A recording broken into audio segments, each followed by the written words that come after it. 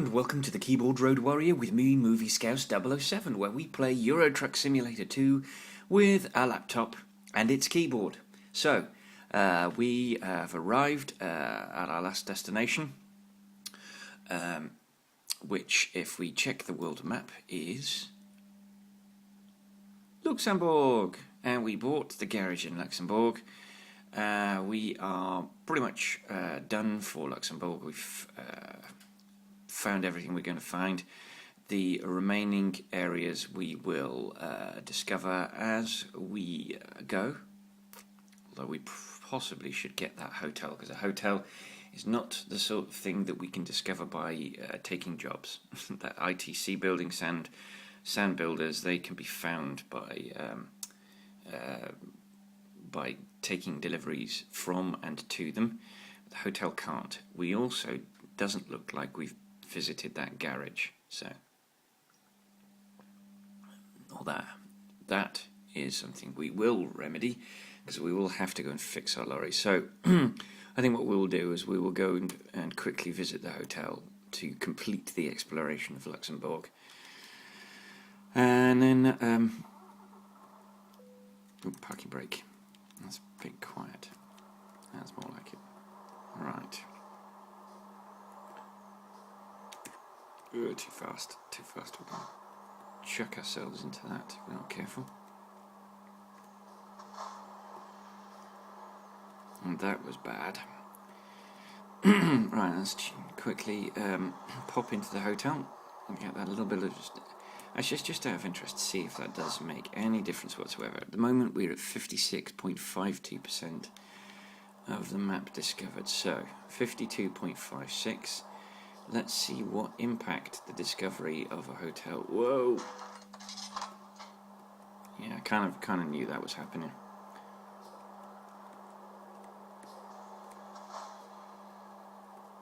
So we've not discovered this hotel yet. Oh no, I've gone the wrong way. Yeah. Not for the first time. You might quite accurately add. Not for the first time. I tell you what, the auto-centering sometimes really helps.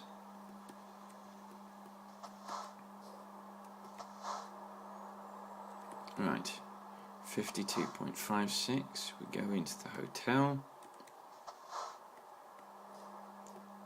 and it's now you can see it's all yellow, so it's discovered.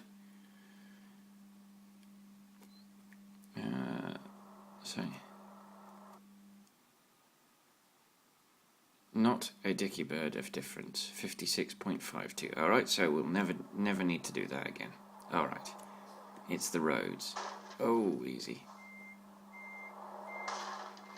Oh.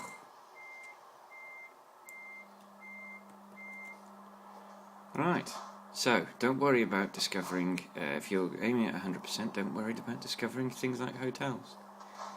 Unless the discovery percentage is so small, but one building isn't going to make a difference. Maybe that's what it is. Anyway, so where are we headed? Right at the roundabout and then left. Alrighty, let's go. Oops.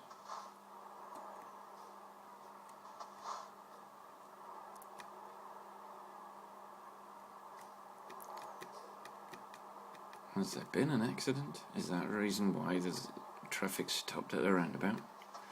I wouldn't be surprised.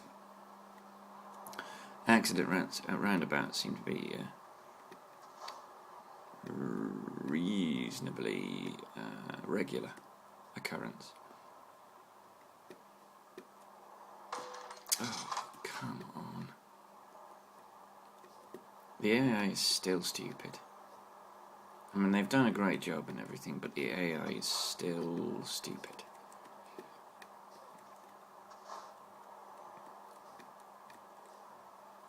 More stupid than it should be.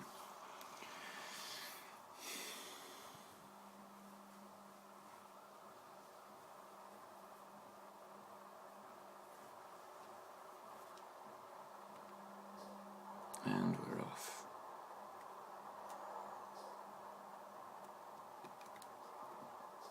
And here's our Volvo garage.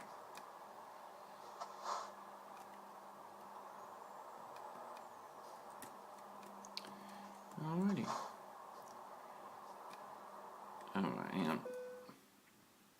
Yep, we discovered another area because we never actually went into the dealership. Still 56.52. So the buildings have got the areas that you can go into have got nothing to do with your percentage of discovery, it would appear.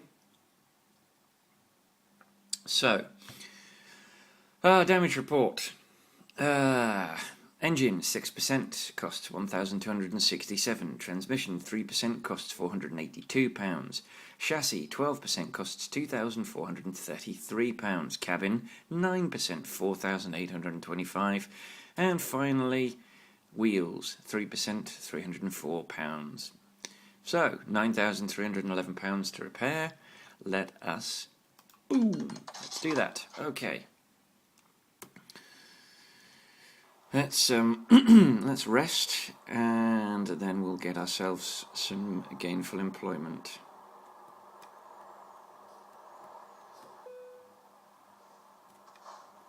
Actually, let's leave ourselves somewhere to go. Right.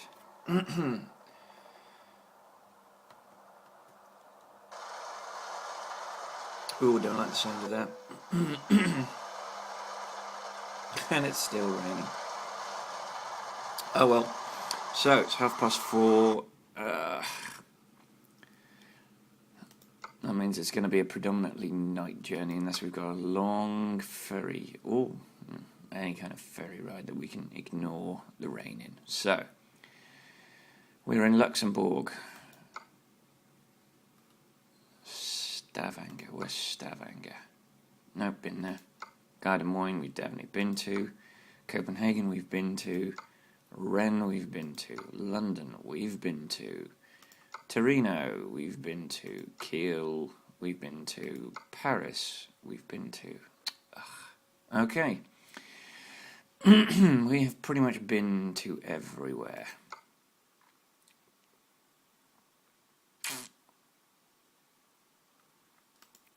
Torino.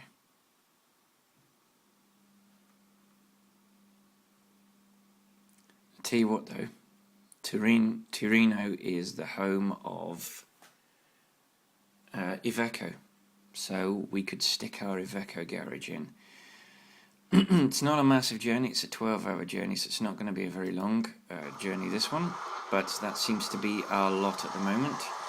Taking short journeys is what our last update seemed to have done for us. It seems to change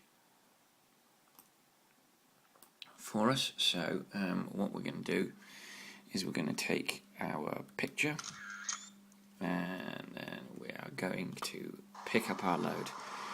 Right, let's see if our load, yeah, we've already been to LKW, so sadly we're picking up a load from a place we've already been to.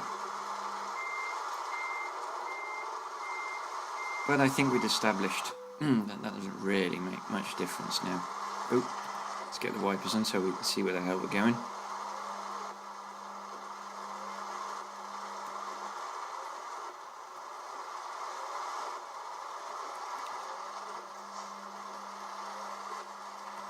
Right, let's go.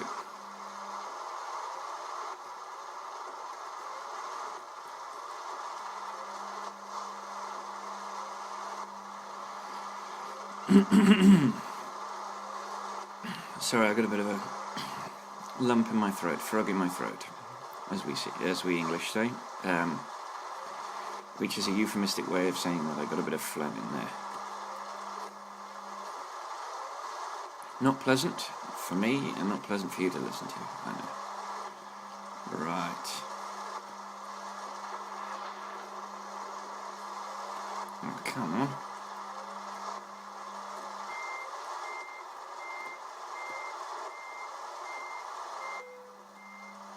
Right, let's pick up our load. Well, this is going to be relatively unstable because it's a short container on a long wheelbase. on a long wheelbase trailer. So that's not good.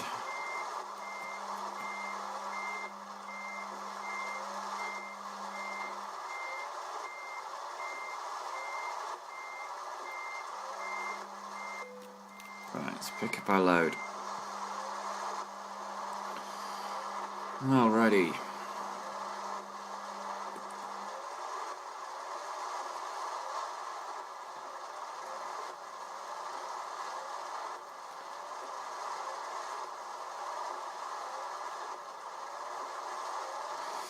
So actually, it's quite appropriate that that it's raining in game, because it's been raining in Christchurch relentlessly for the last 12 hours. And when I say relentlessly, I really genuinely mean relentlessly, as in it's been hard rain and it's not stopped. What the hell? Okay, I was actually trying to stop for that red light. But I didn't.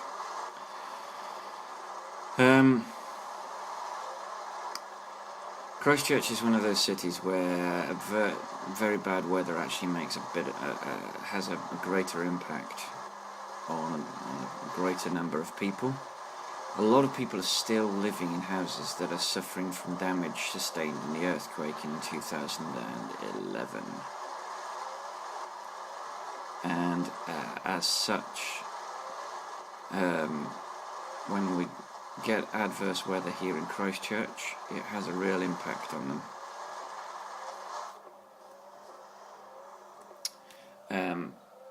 For instance, this colossal heavy rain actually works its way up through cracks in the building work.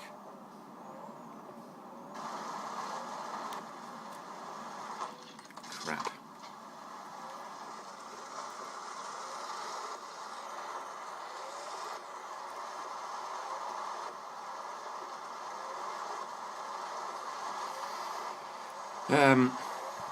Yes, it works. So it'll the rain will saturate the water table, and then it'll have nowhere to go. So it just sits on top of the water table and works its way up through the earth, or fails to work its way down through the earth, I should say. It's probably a more appropriate description of what happens. And then it works its way up through the cracks in buildings, because it's got nowhere else to go. And you end up with damp in your property. And we're suffering from the same thing. The apartment building that we live in was relatively unscathed. A couple of columns which sat in the subterranean garage cracked a little bit, but other than that, the building survived relatively intact. The land around it sank. The building itself seems to be relatively sound. There are, however, probably microscopic cracks all the way through the foundations, not big enough to cause damage to... I wonder why I couldn't see. I haven't got my high beams on. Not bad enough to cause damage to the building or to make the building unsafe to live in, but big enough that water can force its way through. The problem is that's probably going to make the cracks larger, particularly if we have wet weather and then cold weather at the same time. Water that works its way into cracks and then freezes, expands. As water goes from a liquid state becomes ice and goes into a solid state, it takes up more space. I don't know if you've noticed, when you make ice in a tray, if you level it off so that it's slightly below the level of the top of the ice tray, when you get the ice out, it will have risen slightly. So it'll be the top of the ice will be higher than where the water was.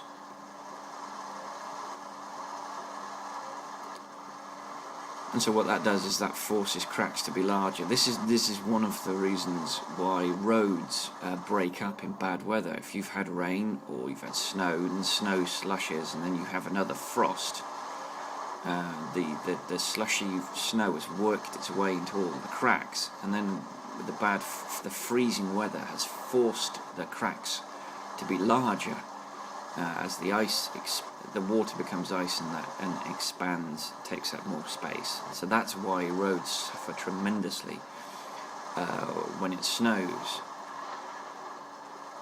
This is possibly information you already knew, but instinctively, possibly information you already knew, but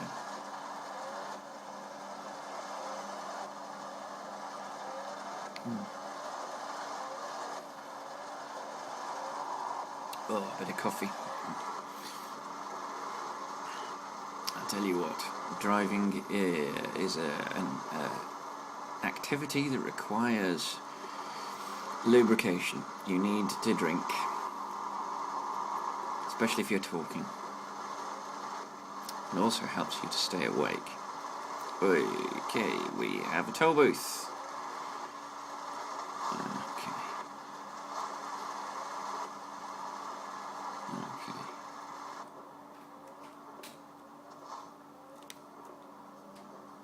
Oh, you went backwards, did you see that? I think we drifted backwards. I have no idea why we drifted backwards, but we drifted backwards.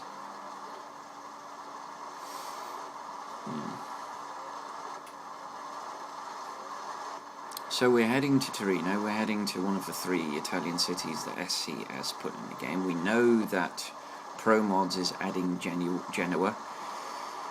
We did lose Parma and Modena because M95's 2 extra cities just didn't work with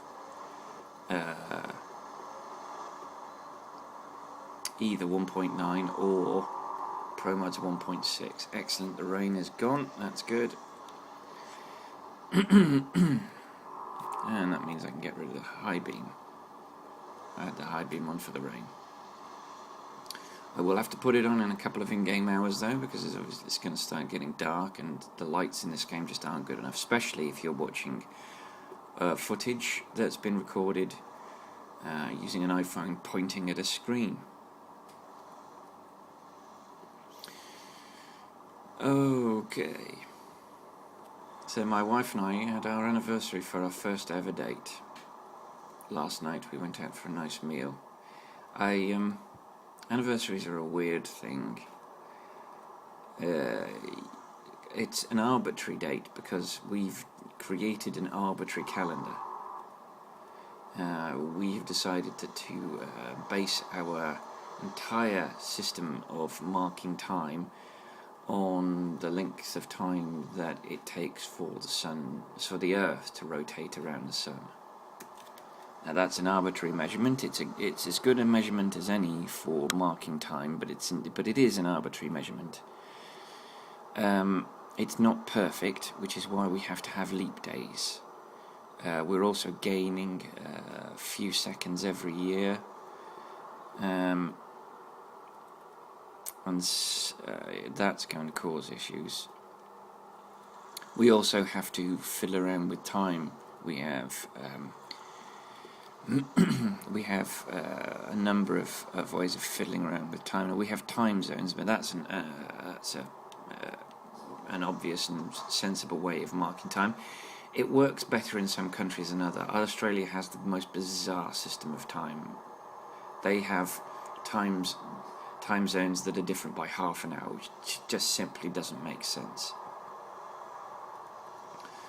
And that probably needs to be addressed, because they're out of kilter with the rest of the world.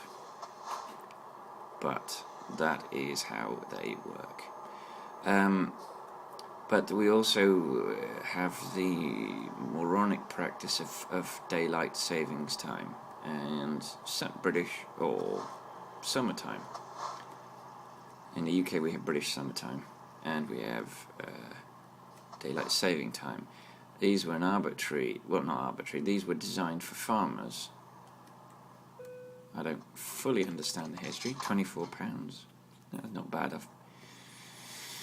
But they need to be gone. We need to stop fiddling around with time. We need to have a standardised time. Now, I would be for lining ourselves up in the UK with Europe. so that we have European time. We have Greenwich Mean Time at the moment. Greenwich Mean Time is an hour behind European time. I don't know why, but I think we should alter that. However, every time we alter a system of time, every time we alter a calendar, every time we alter time, we fiddle with history. Because at some point people are going to forget that we had British summertime when they're calculating things.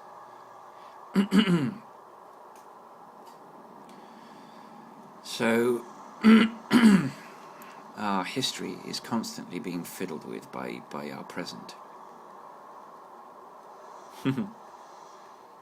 However, that has nothing to do with the fact that 9 years ago I went on a first date with my wife, and she wasn't so repulsed by me that she decided that was going to be the last date. And 4 years later she agreed to be my wife, and then 4 years after that, well, nearly 5 years, 4.5 years later, we're still married. And we've had many adventures together, including spending a year living in a country that is not my home, but became my home for a year.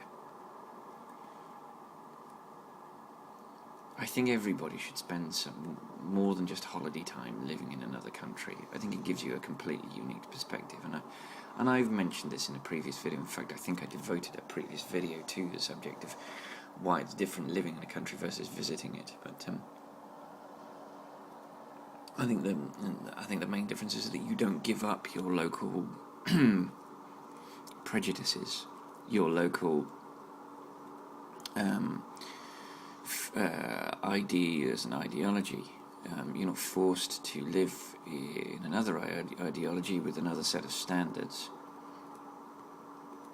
because you're there for such a brief amount of time that you don't have time to have those ideologies and ideas wash over you and seep into you. Now, probably the biggest benefit from being in New Zealand is I think I'm more relaxed about life than I was before I came here.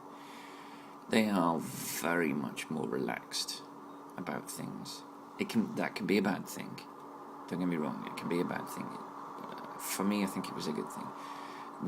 They are a bit too laid back about things like standards and quality, which might explain why so many of the buildings that collapsed in the 2010-2011 earthquakes collapsed, is because they were too relaxed about standards. There can sometimes, not always, but there can sometimes be a bit of a, well, that'll do attitude. And when it comes to things like people's health and safety, as much as I am annoyed by health and safety, I can kind of understand where they're coming from. And my brother was a health and safety officer for one of his previous employers, and he became a bit evangelical about it, as people often can in those positions. It's, when it's your job, you see more, you notice more, and sometimes it can frighten you a little into imposing those standards, sometimes unnecessarily, on every other area of your life. But when it comes to something as important as the safety, as the quality of the building that you're putting up for thousands of people to work in, then I'm afraid there has to be a higher standard. And sometimes I don't know if New Zealand lives up to that standard. I'm not sure that it necessarily does sometimes. But the one thing you can't deny about New Zealand is it is a beautiful country, and that has impressed me. And also, my wife has been, as a New Zealander, has been very keen for me to see as much of New Zealand as possible. Now I'm going to want to to take that habit back with me to the United Kingdom, I lived in London for 2.5 years, and so much of London I have not bothered to look at because, well, I live there. I can see it any time I want. But I didn't. I haven't. Because I've always put it off. And I think it's time that I stopped putting off the United Kingdom and started exploring the United Kingdom. It's my home. It's the country I was born in. It's the ideology that I grew up with. The people that surround me. And I don't know enough about the country that I come from. I possibly know less about the country that I was born in than people who emigrate here and then have to take citizenship tests. I mean, I think I consider myself... Oh, okay, we are leaving France and leaving Switzerland. How are we actually? That can't be right. We must have been going through... Yeah, we went through a corner of France and back into Switzerland. Yeah. Yes, sorry, not back into. We were in Luxembourg. I don't know where my brain is today. We were in Luxembourg, not Switzerland. We're entering Switzerland. So that's the red flag with the white cross is Switzerland. And actually, the red cross, the emergency people, their logo is a negative version of the Swiss flag. The red cross has its birthplace in Switzerland. It's got nothing to do with religion. And everything to do with the country it came from. So, yes. I consider myself relatively well informed. I probably know considerably more about my home country than the average person that comes from this country. I probably know vastly more about World Wars I and II, which are incredibly important to our history, our recent history, than most kids that are in school and high school, comprehensive secondary school. I probably know more about the English Civil War than most people under the age of 40. I probably know more about monarchistic history than most people under the age of 40. I can probably name I can name probably 50% of the succession record of the monarchy. Probably get about half of it right, which is probably damn good. There are historical innovations, some of our most important historical figures in terms of politics, history, innovation, engineering, and science. So great historical figures in the United Kingdom like Bazalgette, Brunel, Wren. There are probably people alive that don't know who Christopher Wren is, even though there are people alive that don't, that are in education now that don't know who Christopher Wren is, even though they may well walk past examples of his architecture every single day. Some of the greatest architecture to grace this country, if not this planet, and they've got no idea that they're walking past the collected works of one of the greatest engineers and architects in the world. I find that sad, that a man could so quickly be forgotten. I mean, his work won't be forgotten. His work will probably live on long after I'm gone. But I do find it sad that someone can work so hard and do such great work and then be forgotten so comprehensively.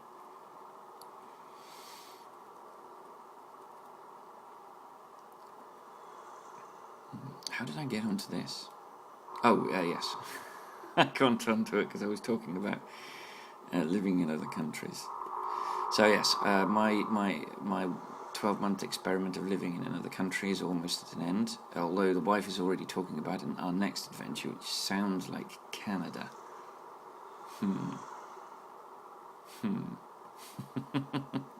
Not sure about that. Not that Canada's a bad country, it's just going to another country. Well, there we go. I mean, that's what it is.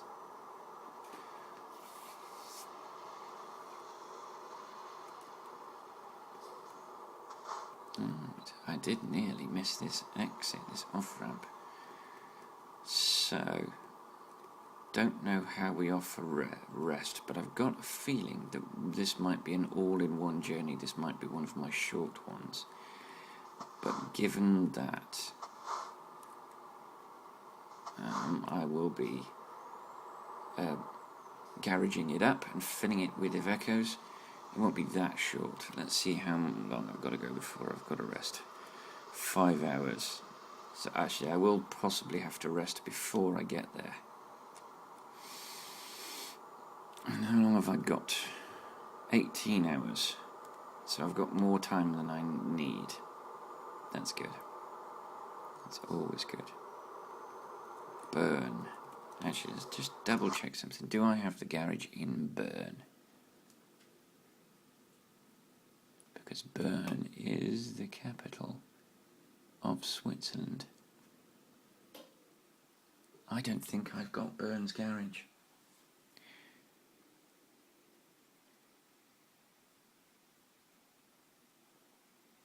Well, guess what we're going to do, guys? Guess what we're going to do? We're going to Bern. Let's look at the map. Yeah, we don't have it. And it's relatively easy to get to, which is good.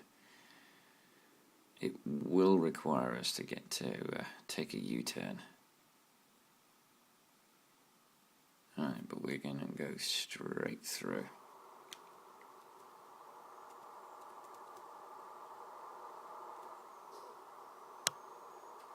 Right, and the GPS is going to have a bit of a fit in a minute.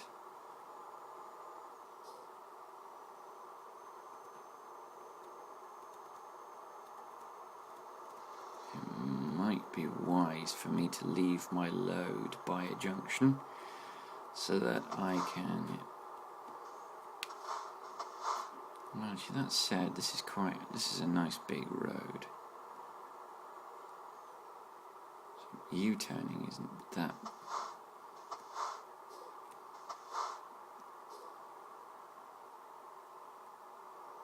Yeah, I should be okay, actually. I should be okay to U-turn.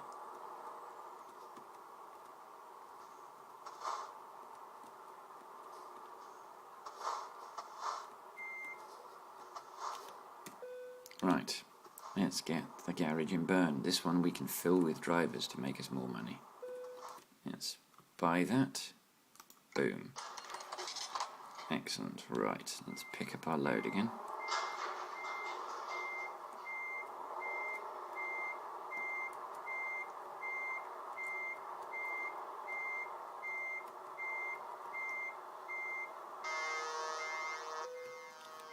Yeah, we're being honked. That's fine. Right. Let's go to the garage manager. Let's go to Bern. Let's upgrade Bern.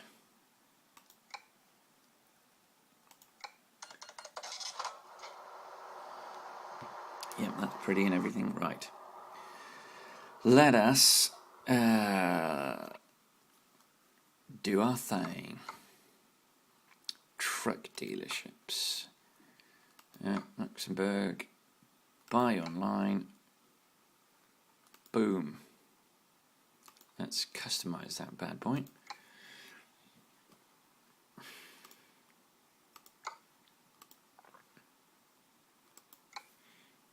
And £80,184. Boom. To Bern. Okay. Purchase for Bern. Boom. You can see our beautiful array of garages. It's amazing. There's quite a few of them now. There's quite a few of them.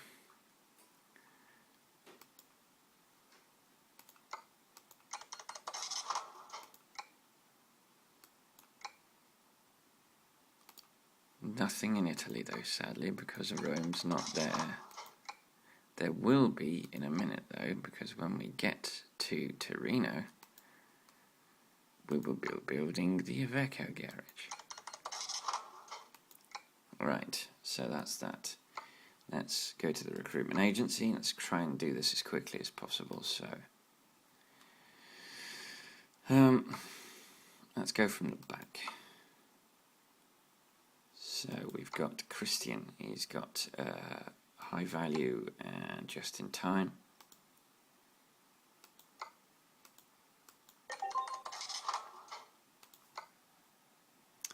And we've got Etienne, which is French for, oh god, I can't remember what it's French for now.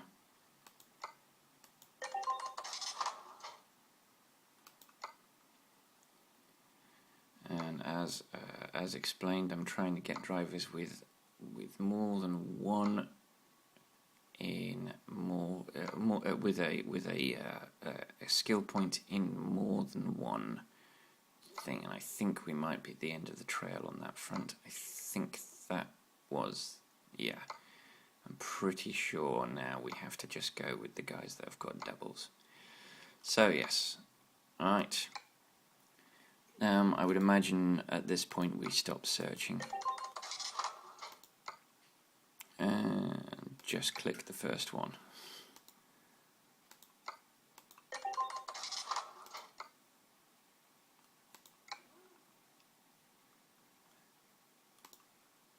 And there we go. So, Burn is fully garaged up. Right. Let us do our U-turn.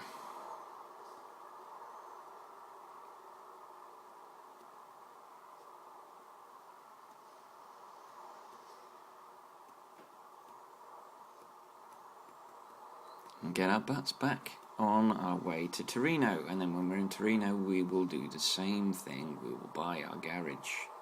But this time we'll fill it with Italian Ivecos, or Iveco, depending on how you pronounce it. I've heard both.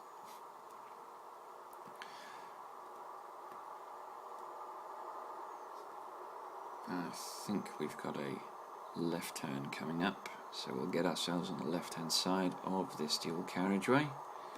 Or this carriageway of the dual carriageway. And I bet you that green light that we're seeing in front will be red by the time we get to it. No. Oof.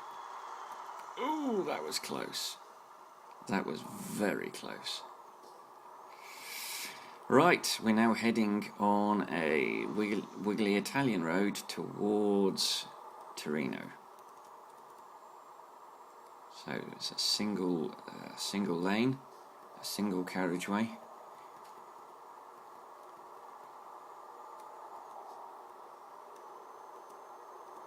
And this is possibly going to be one of these occasions where I have to feather the accelerator as much as the brake,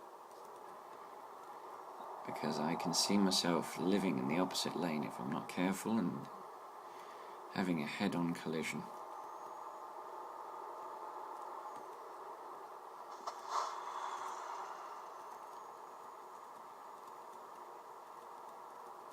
I'm just excited at this point. I'm going home, which is both good and bad. I'm going to miss the friends that I've made in New Zealand. I'm going to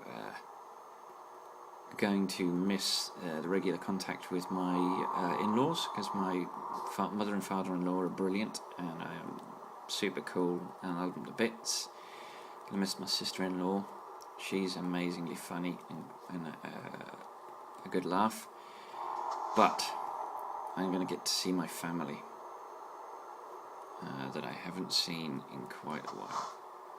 Yes, do you know what? I'm going to rest. I'm going to pause this video. Whoa.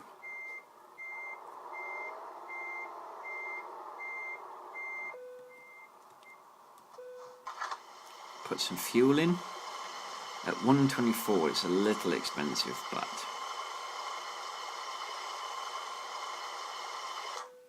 £500 for 400.9 litres. So engine on. Let's go park ourselves next to that.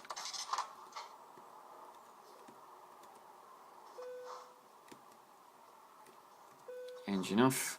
Let's rest. Alright, I'm going to pause the footage and upload it, and then I'll be back in a second. Okay, we're back. Let us get on with this journey.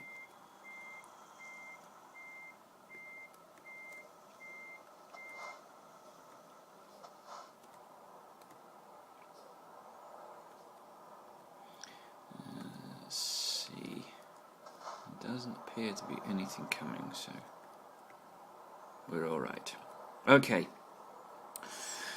so less than 4 hours of in-game journey time to go,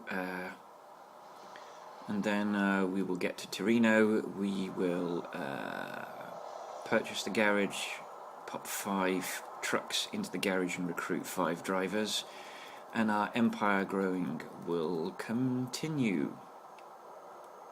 Another garage, and this time in Italy. It'll be our first garage in Italy, provided that ProMods go south into Italy. It shouldn't be our last. Well, we've got another 2 garages that we can buy in Italy if we want to.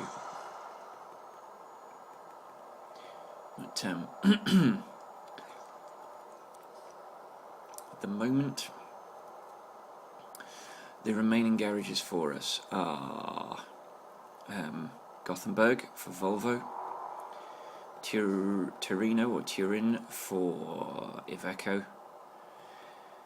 and I think that is it in terms of capitals and vehicles. And then we can start just buying garages wherever we want, important cities. I still haven't completed testing the extra drivers. I'm kind of hoping that works, because that will allow me more freedom in terms of recruiting drivers. Although it has to be said that money is not an object anymore.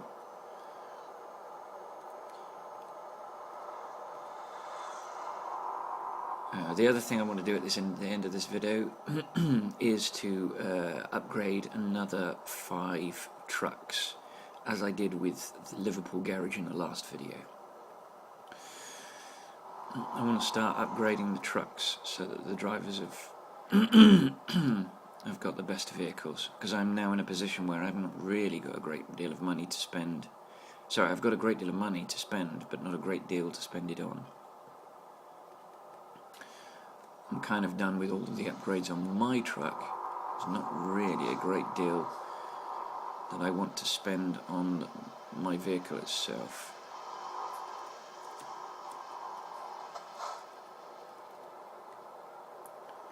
Wow, that was tense. And there's a Stokes truck's going to be going very slowly. Is it Stokes? Yeah, it's Stokes.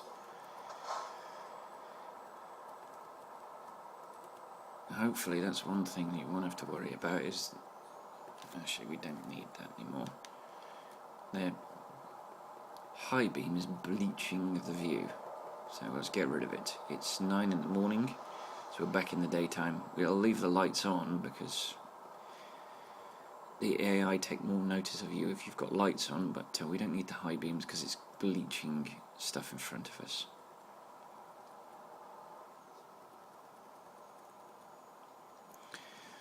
So I'm getting quite excited about the prospect of getting this Game Capture HD 2. I've been watching reviews on it and unboxings. I've been searching the internet for a decent price for it. Looks to... Whoa, whoa, whoa, whoa, whoa. No. No, no, no. No, no, no, no, no. Phew. It looks like about £100, £120. I have, at the moment, got a hard drive, but I don't think it's big enough. I think the that I'm going to within the month I'm going to need to get an extra hard drive.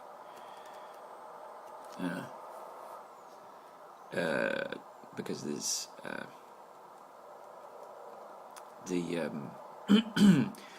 it's about this is video 91 video. These 91 videos amount to about 400 gig. I've got a lot of stuff on this. I've got other series going of Scania Truck Driving Simulator, although I think I'm canning that one until I get a steering wheel, because I think that one's just too hard without the wheel. I've also got Car Mechanic Simulator. There's going to be about 70, it's probably going to be about 30 to 40 videos for that one. That's going to be, and the other thing is I don't know how large the file sizes are going to be. A 50-minute segment is about 3.2 gig on from the iPhone. I don't know what the quality is from the HD Capture 2 for a 50-minute segment, but that's going to be my my benchmark. How large is the file size after 50 minutes? And what I will do is I'll do a few tests on my private profile with the game capture, so that I can get the right thing, right microphone levels and the right settings and so forth. I've got to remember to get rid of the watermark and so on.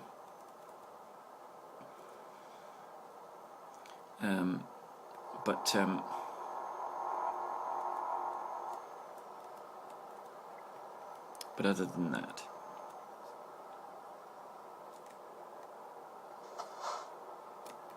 ooh, thought I was going to tip over there.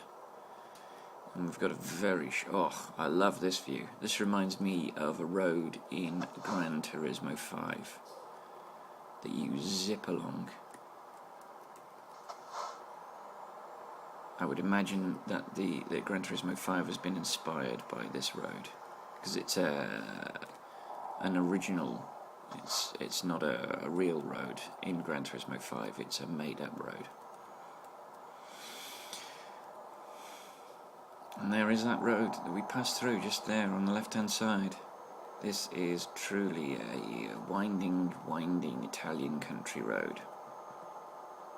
I think we're in Italy. We might still be in Switzerland, now that I think about it. I'm not sure we crossed the border.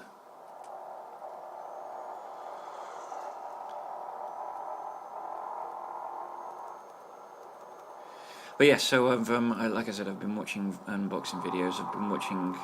There have been a number of criticisms which are of the box, which seem to me a bit vapid. One of the problems that people with PlayStations have got is that Sony have a thing called HDCP, which just means high definition copy protection. It prevents you from using the HDMI cable to record footage. And yeah, we were still in Switzerland. There's the Swiss flag and there's the Italian flag. So just crossed the border into Italy. Yes, HDCP. Now I won't be able to get around that with my PlayStation 3, but when I get my PlayStation 4, the hardware update 1.7 will be out, which allows you to disable HDCP, so you can record directly from your PS4. So any footage that I record from my PS3 will have to go through phono cables. Oh, that's fine. To be honest, I will be starting stuff on my PS4, so I don't know. I've got a couple of series that I need to go through. Like I need to really concentrate on the Uncharted series before I move to PS4. Now I've got plenty of time with Uncharted, because it looks like Uncharted 4 is in real trouble. A lot of the staff that were on Uncharted, that are directly responsible for it, have gone. Amy Hennig, who is the creator of Uncharted and the lead writer for Uncharted, is gone, and she's working on the new Star Wars game. and a couple of people have followed her. One guy went around the corner to another game studio, the guy that was the director of Uncharted 3. So I mean, there's a lot of issues with that game, but they are amazing games. I've played 2 of them, but I've not completed them, and I kind of want to platinum the Uncharted games before they go multiplayer. The same with Infamous. I would like to platinum the 2 Infamous games. Thankfully, Infamous Second Son is a single-player only experience, and that one will definitely be played and recorded. I'd like to have, when I'm too old and doddery to play these games, maybe the one thing I can do is play the videos of me playing these games with my commentary on them.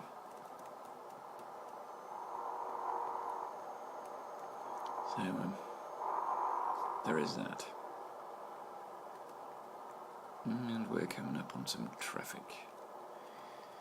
Groovy.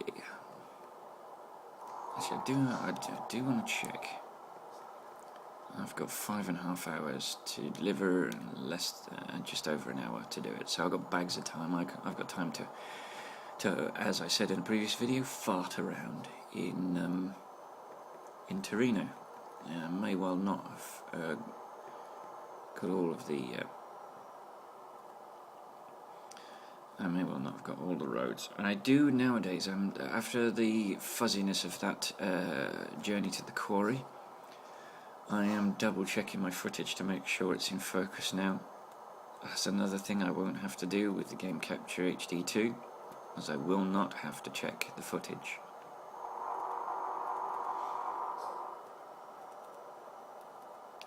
To check that it's in focus, because it's recording directly from the device.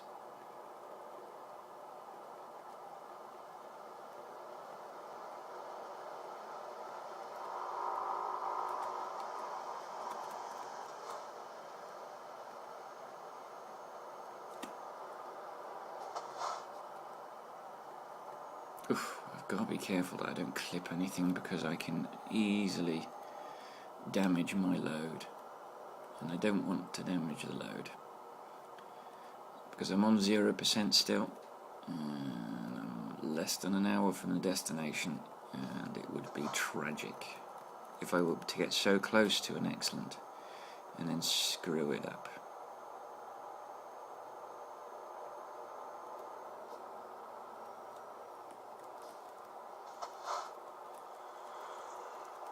Which means slowing down at corners, means being careful that when I do overtake someone, that the road ahead is clear. Acres. It means not going too fast around corners so that I don't roll the vehicle. Not clipping other vehicles when I overtake them. And concentrating on the GPS, and I am about to take a change in direction, and I can see a hint of it at the top of the GPS. Does that mean I have to take an exit, or does it mean that I go straight on? I do not know.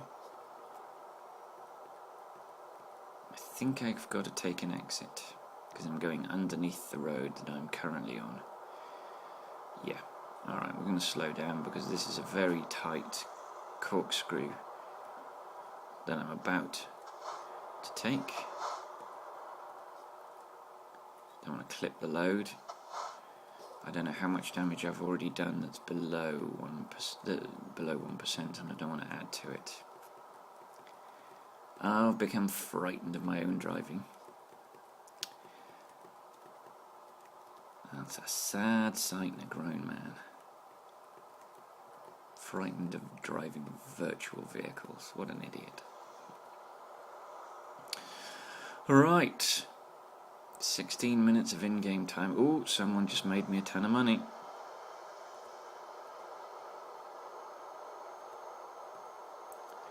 £11.6 million.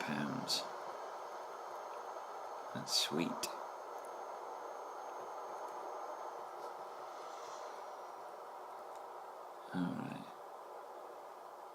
Let's ease off the accelerator so these guys in.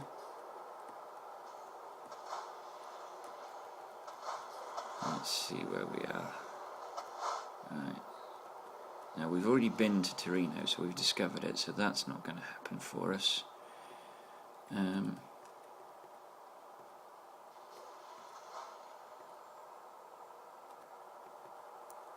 So we are approaching the city. Let's get onto a straight bit of road and then, actually come to a halt. Alright, let's check the map and see. Torino's discovered. What do we do? What do we do?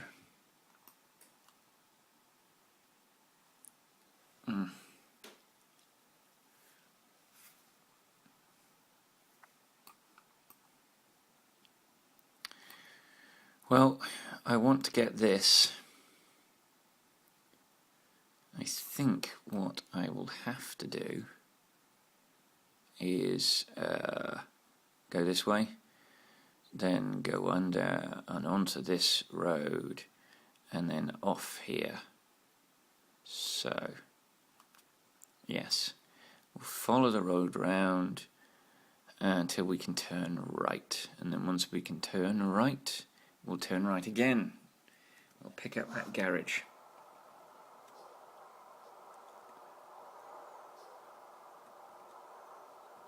And then we will buy our Ivacos or Ivacos.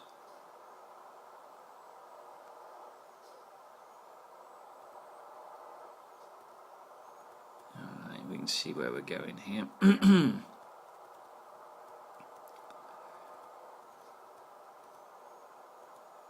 Our aim is to drive safely. Okay. Alright, right turn here. We'll do the usual. We will drop our... oh no, not here. We'll drop our load.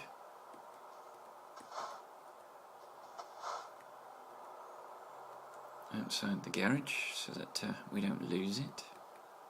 And we don't damage it by trying to reverse it out into traffic. I have no objection to dinging my tractor, but the trailer doesn't belong to me, it belongs to the customer, and so... boom, right, so let's unhook.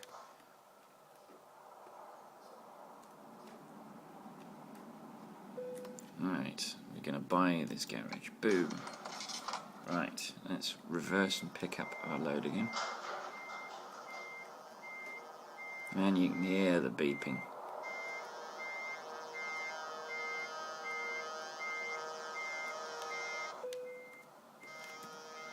Right, we're hooked up.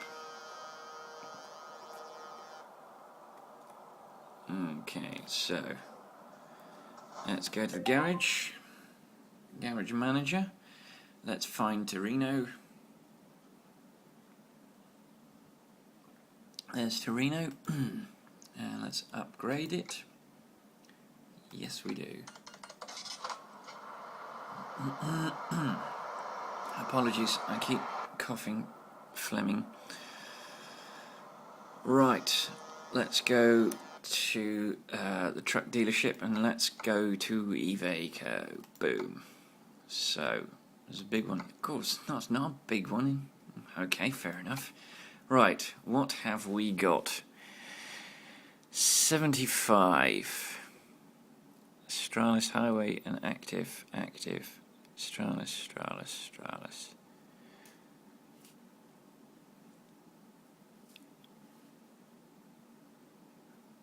Okay. Active super, the cabin, active space, active so. Seeing as let's customize the config. We're going for the more expensive one, but we're going to customize the config.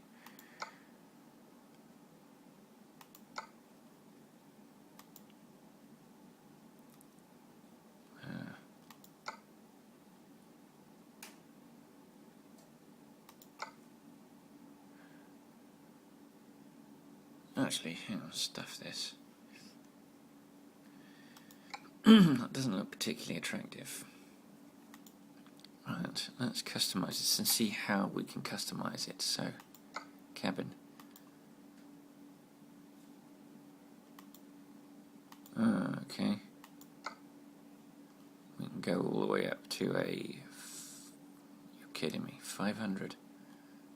Is that it? Right, let's look at the height weight and see what the engine goes up to.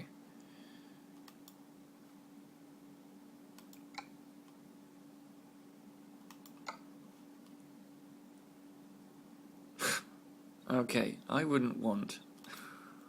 I would not want an Iveco. I really wouldn't want an Iveco. Alright, there's nothing I can do to make this thing cheaper. So, right, we'll start with that. So, 75,248, let's confirm that. So let's purchase it, and let's put it in Torino. I would not want an Iveco. Not if that is the highest capacity of your engine goes up to.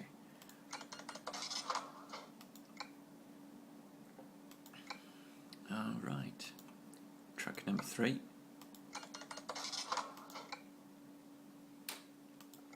Truck number 4. And then finally, truck number 5. And in terms of recruitment agencies, this gets a tiny bit easier now. It's essentially the first 5. So, boom, hire.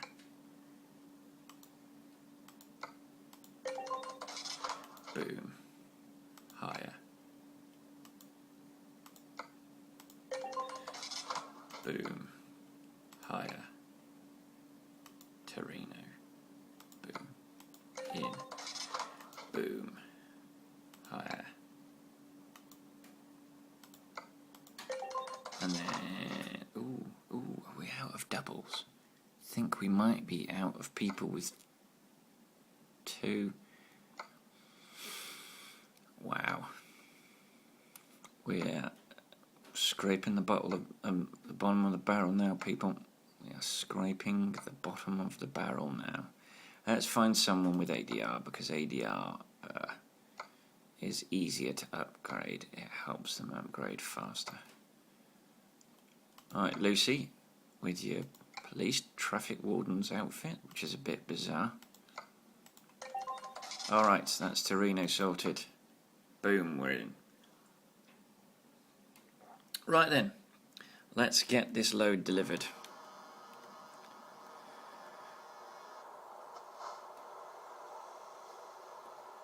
We're going to discover a bit of road. We could, if we wanted, we could just have done a U-turn there, but I don't know, we've got plenty of time. This is a very short video. We might as well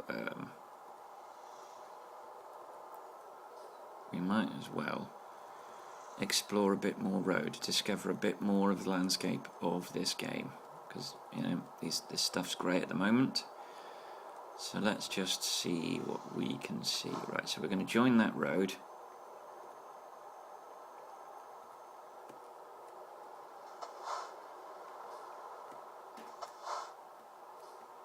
Ooh.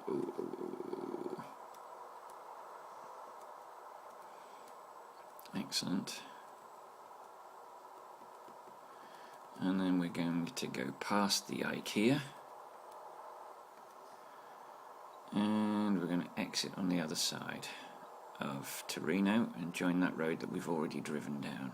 So we'll be returning to another piece of road that we've driven, but that's fine. We're not going to go into the IKEA. That's not part of our plan today. Although we very nearly did, because I was very nearly stupid enough to allow it to happen. Torino, let's get on this road. Right. Okay.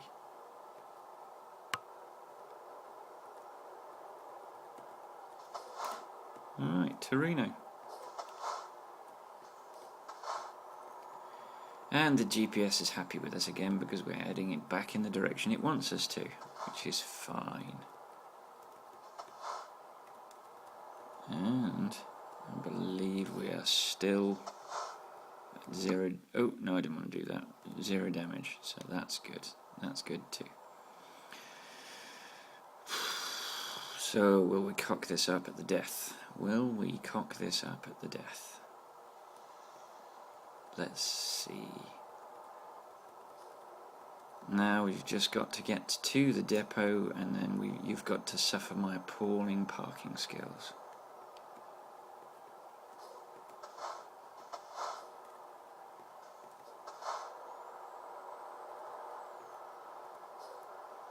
And we're all good.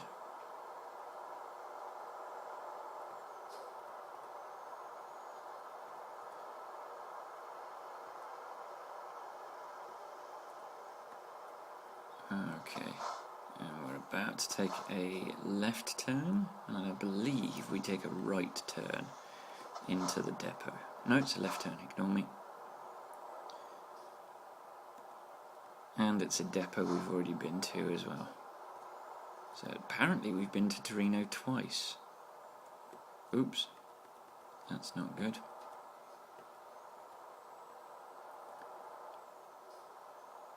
Ah, no. Where's my brain? I've been to Torino, and what I've done is I've dropped one off, dropped a load off at one depot, and picked it up at another. Right, so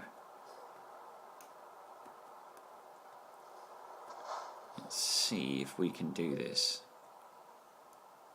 Let's see if we can do this.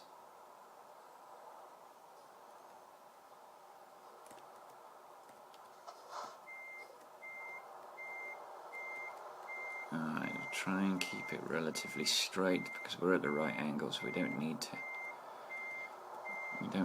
oversteer. In fact, we need to go the other way because I've got fear that we're going to clip the front of that load, which would be bad.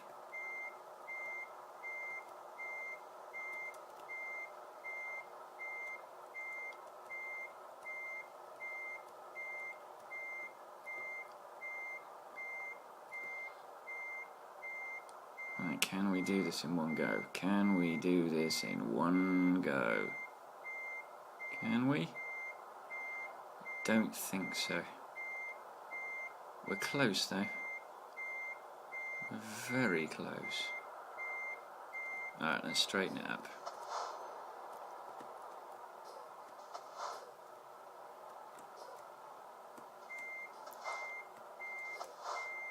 No.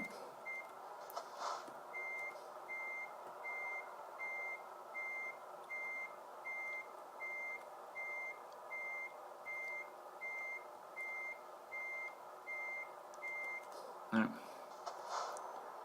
No, don't. Oof. Right, so we need to move it over a little bit that way. So.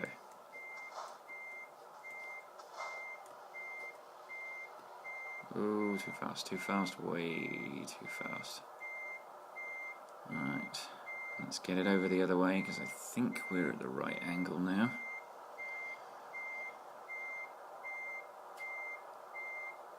And let's start steering in the other direction so that we straighten up at the right time. Not too much though. I think now we're going the other way. And I think this might be it, you know.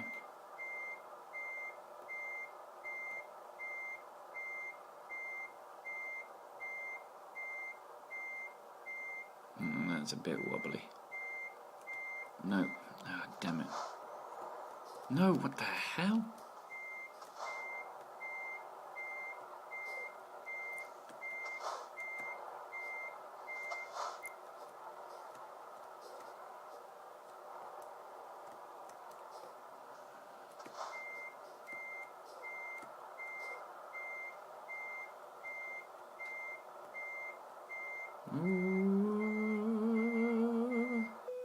Yay, we're in.